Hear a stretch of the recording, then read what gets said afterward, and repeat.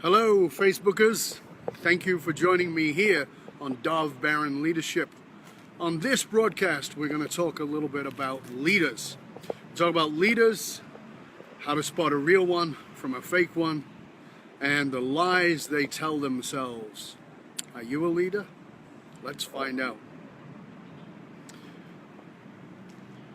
As many of you know, I am honored to be a mentor. I work with leaders from around the world. I have leaders that I guide who are here in Canada, in the US, in the UK, in Australia, in different countries in Europe, and even over in Asia. So I'm blessed. I get to work with outstanding leaders who really are dedicated and committed to making a massive difference in the lives that they lead, the people they lead and the lives that those people have. They're dedicated to that. However, as a mentor, I have to have what I call a filter system, meaning I have to decide who I'm going to work with. And for the last about 20 years, I've been doing this for about more than 30, but for about the last 20 years, I've become very much more picky about who I work with, very much more deciding that I'm not going to work with everybody, that I'm actually not for everybody, and that not everybody's for me. And that's a good thing. It's not a bad thing. It's a great thing. It allows us to see if there's a good fit. And, you know, we definitely want to make sure there's a good fit for the people I work with and for them to work with me, right? So there's a process. You'll see what this has got to do with what I'm talking about in a minute. However, I usually meet with those people briefly initially, and because I work internationally, a lot of my work is done online. It's done through Skype and similar platforms, and it's awesome. I love it. I never would have it. In fact, years ago I would have thought it would never work, but it works phenomenally well. So we usually meet for about 20 minutes, and we have this chit chat and sort of find out where they're at, find out what's going on, find out what it is that they're really looking for in a mentor. Do they even understand what it means to have a mentor, or is that something that is just sort of a concept, right? So that's kind of the process, and then find out whether somebody is really dedicated to what it is that they say they want as their outcome. Because as you know, people say they want stuff, and then they're not really willing to do what it takes to get it. And I've always said that if the recipe for misery is to say you want something and then stop yourself from getting it. So I'm going to give you a couple of examples here. I remember a gentleman walking into my office. This was somebody who was living in the same city as me. Came into my office. We talked for a little while. He went away, and I said, okay, you can apply. I gave him the way to apply and the questions he would need to answer, etc., etc. And he did apply. And I'll be honest with you, I got his application, and I was like, ooh. I mean, it was like really sort of teetering on the edge between yes and no. And I like to be very sure that the people I'm going to work with are going to be a great fit for me. So there was something about this guy, and I didn't really know what it was, but it was something about him. Yeah. So I said yes to him, took him on, and in taking him on, the agreement, the thing I told him was, I said, you made it in, but you made it in by the skin of your teeth. And he said, well, why did you let me in? I said, I just see something in you. There's something there that I can't quite pin down yet, but I know it's going to be, there's greatness in you, and I know you can go to it. I'm just not entirely 100% certain that you will yet, because there's often greatness in people that they just will never fully step into. Anyway, he took on the challenge. We began working together, and I can tell you without any fear of contradiction that he hit the wall many, many times in the period of time that we've worked together. And by the way, we still work together. But he hit the wall of I had said to him at one point in time, we were talking about something, and I heard him whisper underneath his breath, "Fuck you," and which I whispered back, "I heard that." I was never offended by that, because if I don't get that kind of response from somebody, I'm really not pushing them outside of their comfort zone. I'm making you look at the things that you need to look at. And I did. I made him look at things he didn't want to look at, and he will fully admit that now. But those were the things that really changed his life and allowed him to fully step into his power, in a way, into the things that I could see in him that he couldn't even see in himself at that time. So we began to work together. Now, he became a client of mine for many years. He became a student in many of the workshops that I ran. And then later on, he actually became a coach inside of the Authentic Speaker Academy for Leadership. His name is Alan Larry, or as you may know him, Asuka. He's a great guy. He's done great work. And he's gotten fed up of it. Haven't we all? He's hit the place where I was like, when am I fucking done with this? And, you know, we keep having this conversation about there is no done, and he gets it. But it doesn't stop the frustration, of course, because we all get to that place and feel that way at times. And that's understandable. However, this work is not about getting fixed. It's not about getting the broken bits glued back together. It's actually about becoming a better and better version of yourself. Now, there are some people, we'll just let that go by. There are some people who get that. And they live this life, not of trying to fix themselves, but a life that is actually one of deep curiosity. They're deeply curious about their lives. They're deeply curious about who they are. They're deeply curious about how they can be a better version of themselves. And that's awesome. Now, in taking this to the theme of what I was saying about leaders and how leaders will often lie to themselves, as you can imagine, because of the caliber of individuals that I work with, they will often recommend other leaders to work with me. I'm working with these high-level individuals. It's quite natural that they want to be surrounded by other people who are high-level individuals. They want to be surrounded by people who are willing to step up and have courage and do great things in their lives and make a great big difference. So they want to be surrounded by those kinds of people. They don't want to be surrounded by people who are thinking small. They want to be surrounded by people who are thinking great. And that's both in their personal life and in their business life. So as a result, they'll often recommend, they'll say, well, you know, I really think it would be valuable for you to have that initial talk with Dov. And so they do. And we have that, as I talked about, we have that initial conversation, we chat a little bit, and then, you know, I ask them what it is they want to deal with, what it is they want to look at, what it is that they're looking to achieve, and they will set about to tell me whatever that is, whatever it is that they're looking to get to. Now, at that point, I'm very clear about my process, and I'm very clear in communicating to them, this is not an easy path. This is not something for cowards. This is not something for chickens. This is something for people who are absolutely dedicated and committed to their growth. And every leader will tell me, oh, absolutely, I'm dedicated to my growth. I'm committed to it. This is vital to me. I understand that as a leader, I've got to keep growing. This is vital. They all tell me that. So what? And every leader will tell you the right words. Like, name me a leader who says, I don't have any integrity. I don't think you're going to find a leader who's going to stand up and say, I don't have any integrity.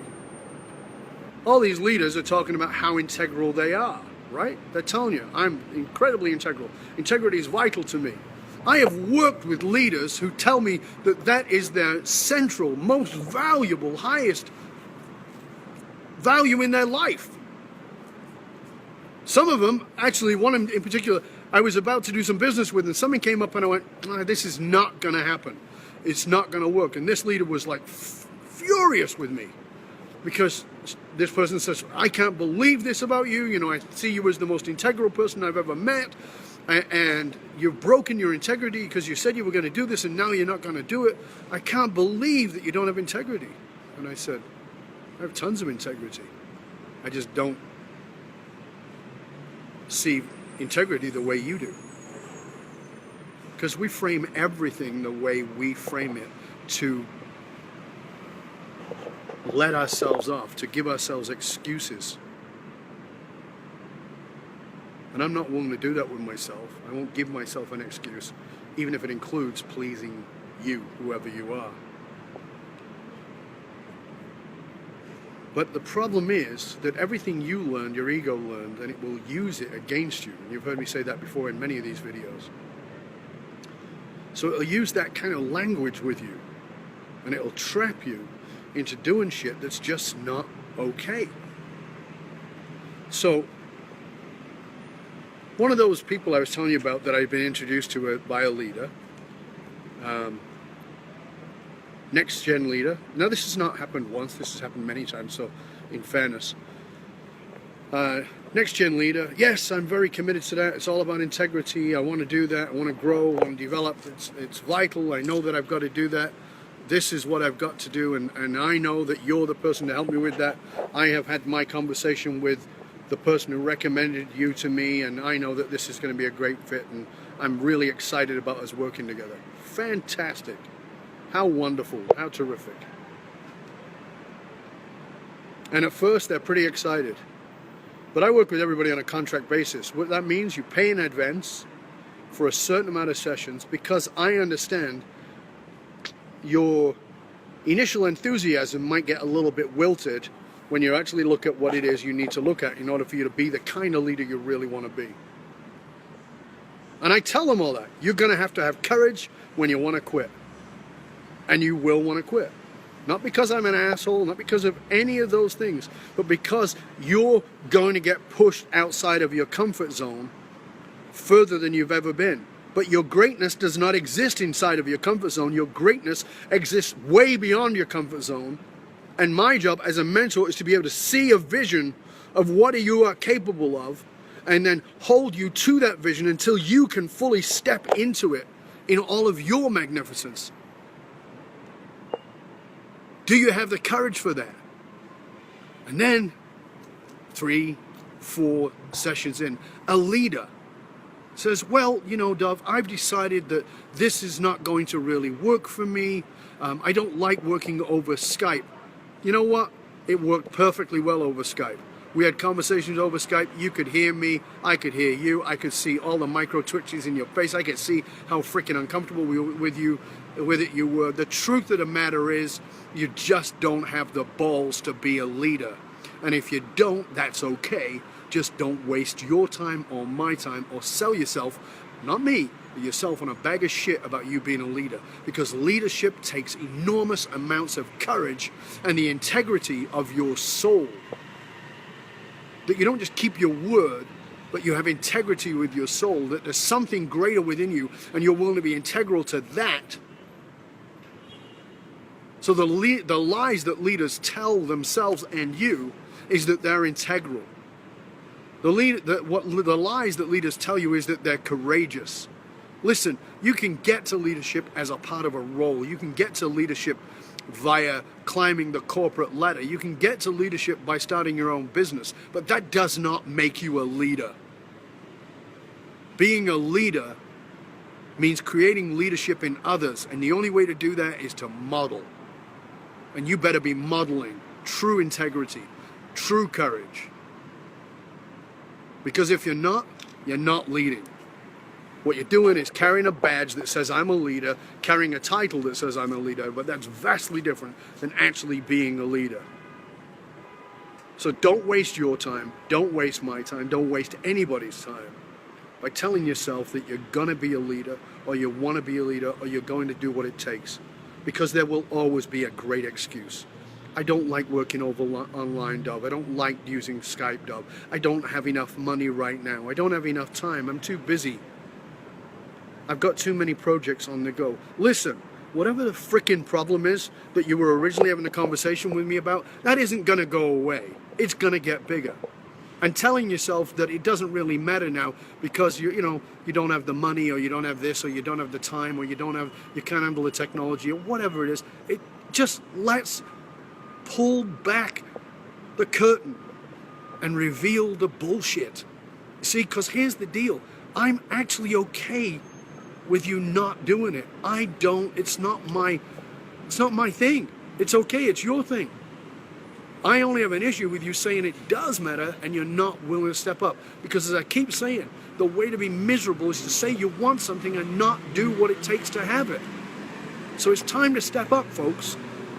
If you are a leader, you really want to lead, you're going to have to do something vastly different. You're going to have to step into a greater level of courage and the integrity of your soul. Get on fire with what it is that really matters and decide that nothing will step in the way, because there will always be an excuse. Everything you learned, your ego learned. So get courageous. There'll never be enough time. There'll never be enough money. And some people will not approve. The bottom line is, you have to decide that stepping into your greatness, even if you can't see it yet, matters more than any of those things. This is Dov Baron, FullMontyLeadership.com. And I'm asking you to get curious about whether you're truly leading from a place of integrity to your soul, which means you have tons of courage, which means you are shitting yourself, but you do it anyway, because you understand there's a far bigger game to play. And if you're willing to step into that, you can reach out to me at FullMontyLeadership.com and look at the tab that says mentoring. But that's not why I did this. I did this to have you see that sometimes you may be looking at a leader through your own rose-colored glasses. None of us are perfect. None of us are there. And the ones who are really making the difference are the ones who get there, because we're always dedicated to being better, to polishing, to refining, to stepping even deeper into self-knowledge that will allow us to step into the vision of our own greatness. Dov Baron, FullMontyLeadership.com. Thanks for tuning in. If you found this valuable, please let me know. I really do appreciate it when you let me know if you found value in this broadcast. If you did, please let me know. Please share it with others who would also find value in it, so that they can have integrity and you can have integrity. And you maybe get over to my YouTube channel and take a look there. And also, by the way, in case you don't know, I am giving away right now the Matrix program, absolutely free. Go to matrix.fullmontyleadership.com. Matrix like the movie, matrix.fullmontyleadership.com. You can have the program for absolutely free. Go on over there, take a look, and find out, evaluate yourself in the 5 categories of authentic leadership. Till next time, Dov Baron, out.